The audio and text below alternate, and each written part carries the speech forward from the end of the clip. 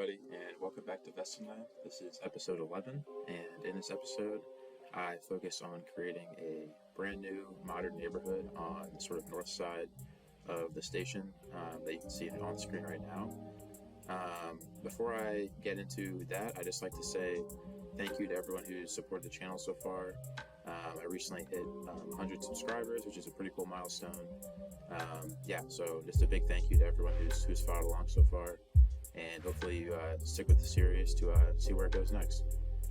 Getting back to what's on the screen right now, before I get into actually placing down buildings or anything like that, I decided to create sort of an iconic sort of sign type thing for this sort of central train station here, using these prop letters, which as you can see light up at night, which is pretty cool. That was kind of a nice touch, nice way to sort of start things off. And then after that, I went into doing the first of many iterations of this road layout in this area, where I'm going to end up placing the bulk of the buildings in this episode. I kind of got them a little bit more like I wanted them to be initially, but as you'll see going forward, I'll have to change them around quite a bit to get them just right. Speaking of the roads, this is kind of the main boulevard through this area, and I knew I wanted this to be like a sort of iconic street, and really the best way I could think to do that was to use intersection marking tool on one of these blank road templates and kind of create the exact road that I wanted from scratch. And as you can see, this particular one has the two-way bike lane off to one side, the bus only lanes in the middle, and then only one lane of car traffic in each direction. And the way I was able to do that was, again, using this blank road from the workshop and then using intersection marking tool and traffic manager to sort of customize it to have the exact functionality that I wanted it to. I mentioned earlier how these roads are not finalized really, that's kind of a theme of the episode, is I kind of just go back and forth on where I want them to be, and they'll change a few more times as we go, but eventually I think they all sort of come together and they look pretty good. I went to the workshop a bunch of times during this episode, off camera, and then trying to find buildings that kind of fit the vibe that I was going for.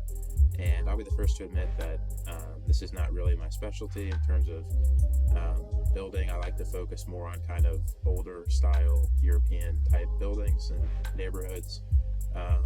But I knew this was going to be an important part of the city for me to build, so I spent a lot of time downloading assets that I thought fit the sort of look that I was going for.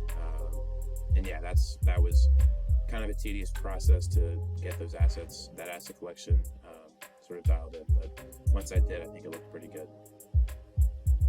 Now, intersection marking tool it's been a big theme of this series so far, and it's going to be a big theme of this episode again. You can see I'm using it a lot here to detail this sort of central intersection. And again, I've talked about this before, but what's great about this mod is that just being able to copy markings and templates and then sort of paste them over to other areas, which gives you a lot of flexibility and it allows you to get a lot of detail in a lot of areas really efficiently. And you'll see that's what I used here. So I'm copying over these colors and just sort of the markings on this intersection to other places where they're applicable. I think this, again, filling in these kind of intersections they're a lot bigger sort of than you would think in terms of the scale. So filling them in with all these markings adds a ton of detail and is really important to creating the type of city that I want to build here. Doing this is always one of the most rewarding and effective ways of building. At least that's what I've found.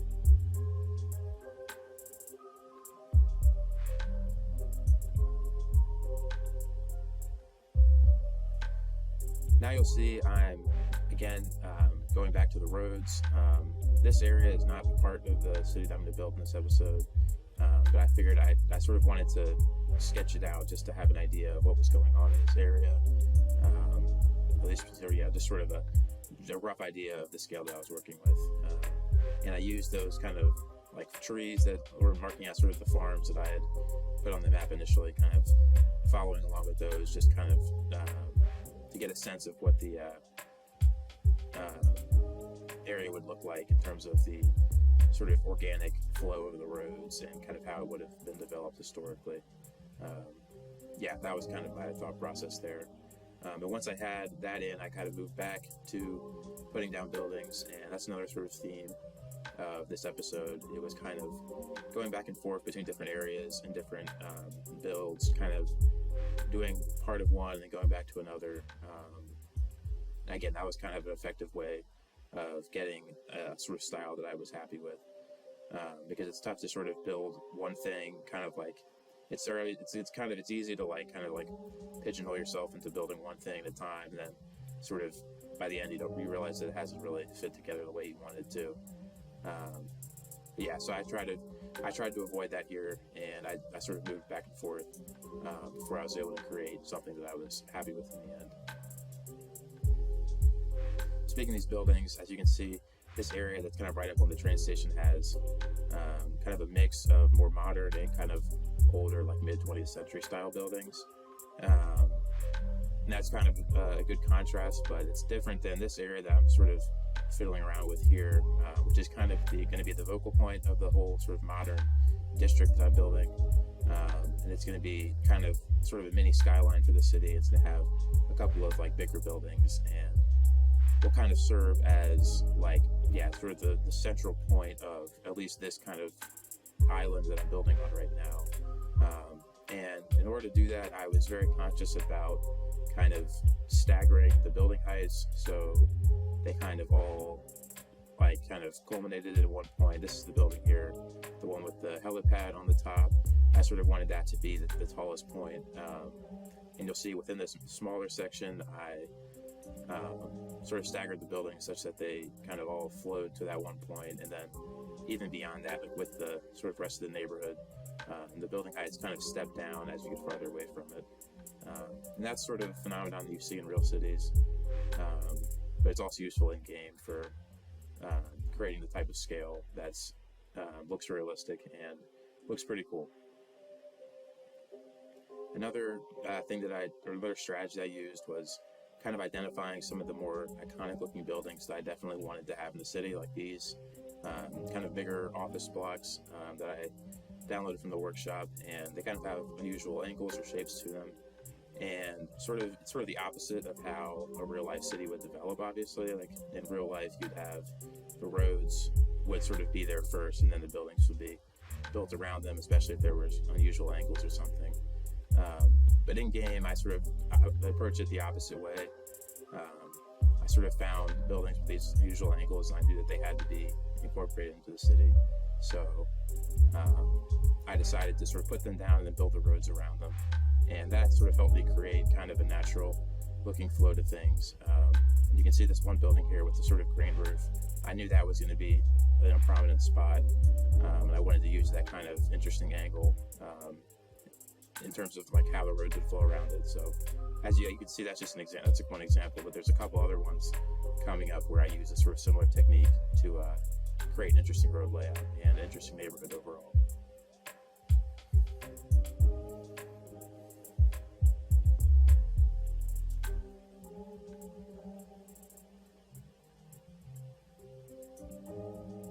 Yeah, this is another one of those buildings, this kind of 45-degree apartment building.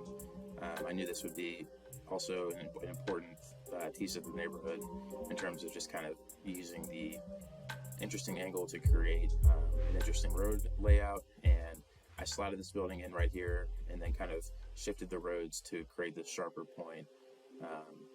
And yeah, this fit in nicely with everything that I was trying to do. In terms of just the overall setup of things.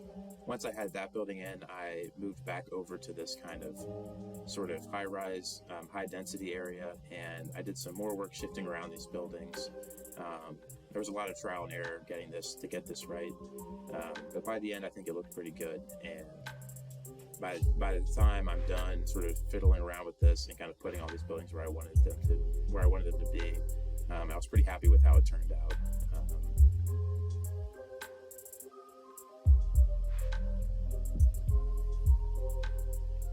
Another tough thing I had to deal with when building this area is, as opposed to sort of some of the other builds that I've had in the series so far, a more modern area like this is kind of naturally going to have sort of wider spaces and it's going to be sort of more open, which is tough because there's sort of more space to fill almost. And you can put down roads and they kind of look barren, and it's kind of frustrating because it doesn't have the right look that you're going for. Which, yeah, again, it's kind of annoying, but you'll find, at least I've found, that once I sort of get buildings in where I want them, and then I sort of add small details like trees and just a little bit of texture and detail, that really goes a long way. And once I have the buildings in, I can sort of go to that next step of putting down more of the finer points of the neighborhood, and it really comes together a lot quicker than you would think. Yeah, I mean, just to sum up this episode, I think I would say it was one of the more frustrating ones to build, just because it took a while to look how I wanted it to. But once it did, it really came together pretty quickly, and I was pretty happy with how things turned out.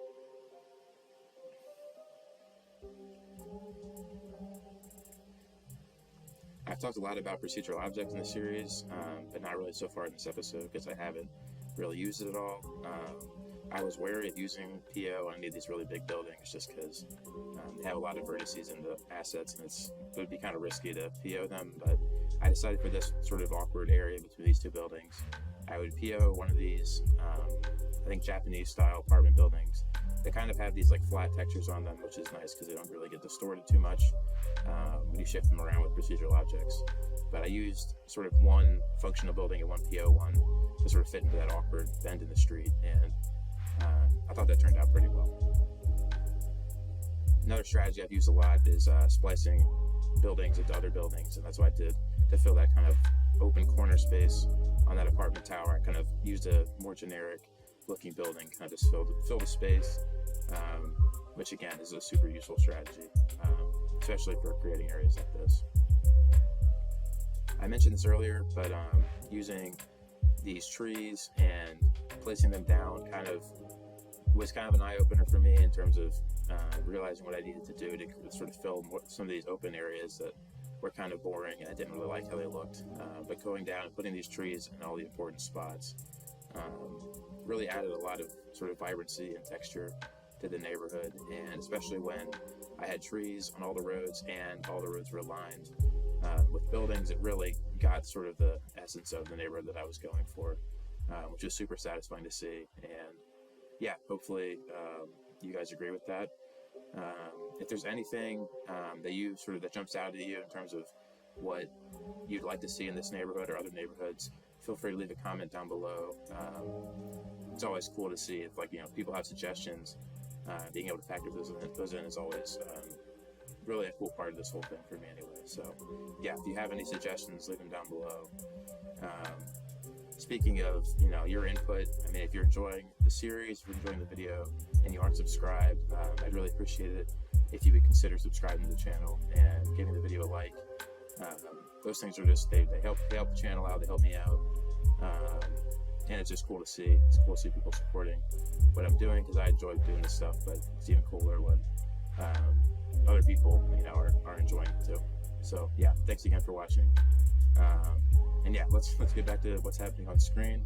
I usually don't use a ton of vanilla buildings, just in general, but especially in this neighborhood, I was having a hard time. I didn't really want to download all custom buildings for this. I feel like it would be kind of a lot, so I decided to use some of the buildings that I hadn't really played around with much from the vanilla game, and those included a lot of the ones from the IT specialization for the office buildings, and then also some of the eco high density buildings. And as opposed to a lot of the sort of normal vanilla buildings that I had played around with, these ones they look a lot nicer, and the textures are much better, and they don't have as many kind of weird props all on them, which are kind of annoying to remove.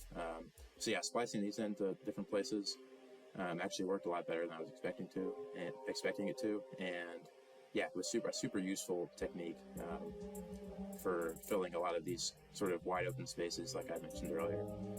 And you can see here, I mean, these buildings are they're just pretty high quality, and I think that's in large part because the game has worked with some of the asset creators to create these content creator packs which has led to sort of higher quality assets which are available just within the game, which is really cool.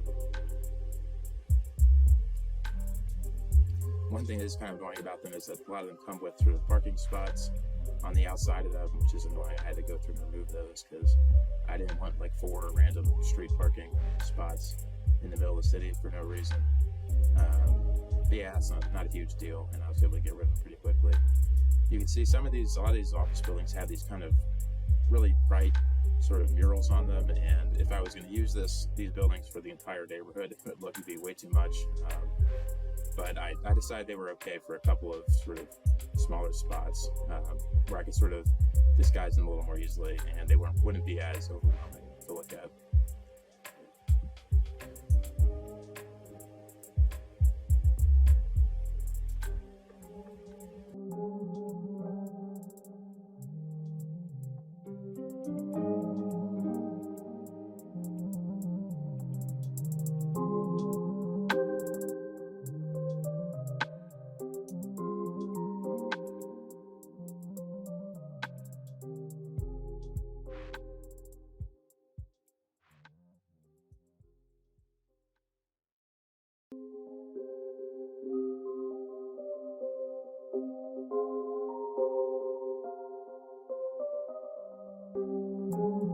As you hopefully saw from that sort of cinematic shot just there, this has been a huge expansion in terms of scale, adding a massive new area of development to the city, which is always cool to see.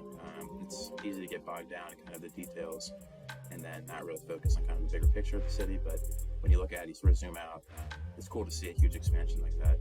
Speaking of the details, I've talked a lot about the concept of detailing kind of important higher visibility areas rather than getting overwhelmed with building out every single area of the city with a lot of detail. And I'm sort of sticking to that principle here with just putting in somewhat minor amounts of detail in specific areas, just adding a few planters, a few decals kind of between these, and kind of these kind of plaza areas between different buildings. And you'll see I kind of go through the entire neighborhood, do this in just a few key places. And that's kind of, it's both easier for me just not to have to worry about the entirety of the neighborhood and detailing every single block. But it also looks it just sort of draws your eye to these specific areas, which are more important anyway. And when they have a little bit extra detail in them, it makes them look a lot nicer, I think.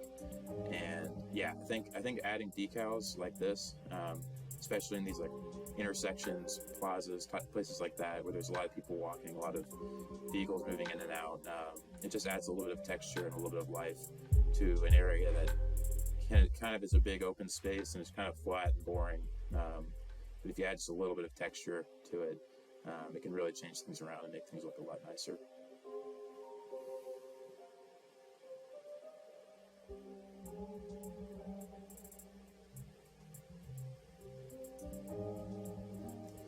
This is going back to what I was saying earlier again about just adding this sort of, even these like really basic textures, just like a little bit of wear on the roads, a few cracks in the sidewalk. Stuff like that is like super minor in terms of detailing, but it makes a huge difference. And yeah, sometimes these decals are a little bit too intense, and then just sinking them into the ground with Move It kind of takes the edge off of them, which is good. Again, intersection marking tool to the rescue for adding this kind of same basic template with the crossings and the stop lines to all of these intersections. This was another really important piece of the sort of detailing work for this neighborhood. And you can see when you're sort of like flying around the city from above, and you can see these crosswalks and the sort of trees on all the streets. It looks a lot better, I think, and it's a super easy way of adding that touch of realism and kind of tying everything together with the same cohesive look that I was going for kind of from the start. But it sort of takes, you sort of have to put in a lot of work before you can add those small details that really tie things together and make it look exactly how you want it to. I'm now building another plaza here, and I'm varying all the decals. Like I'm using some like brick decals in some places, and these cobblestone ones in others. Again, just to get some variety, and kind of with the idea that these plazas are probably developed and maintained by these kind of different office buildings or residential buildings. So they probably all have a sort of unique style or kind of a unique kind of history to them. So adding these different textures kind of cements that, at least in my eyes, which is again another easy way of adding some character to a neighborhood in a city more broadly. And now this is like the back of the train station, and I'm not sure how realistic this would be to have right here, but I'm sort of imagining that this would be something of like an industrial, like not like hub necessarily, but like an industrial area maybe where they have service vehicles can access like directly into the train station. So I added a little bit of like dirtier asphalt to that area.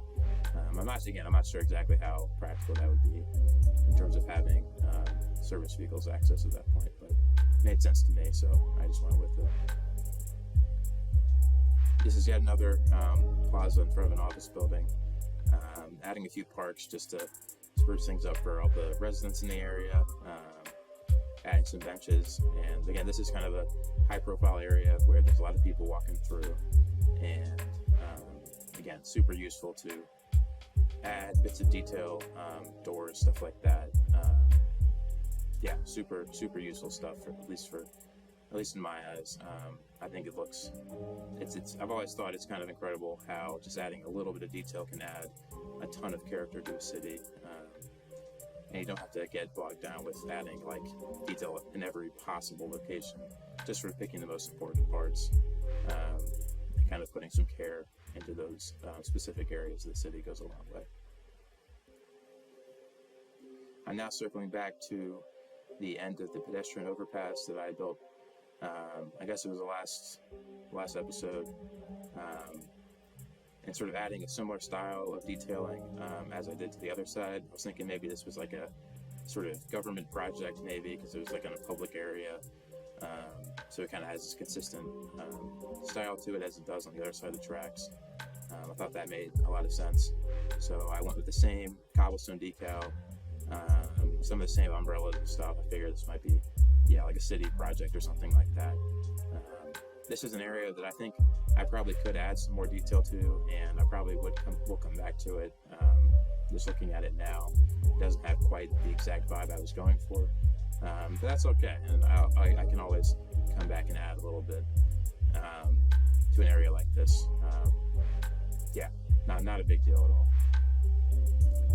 The last thing I'm going to do is detail this kind of main arterial road, these intersections, and again, just the ability to sort of detail one, save a template, and then go back and sort of just copy and paste it to all the other ones is super useful, and it's something you'll see me use in this instance as well. I've done it a couple times already, obviously.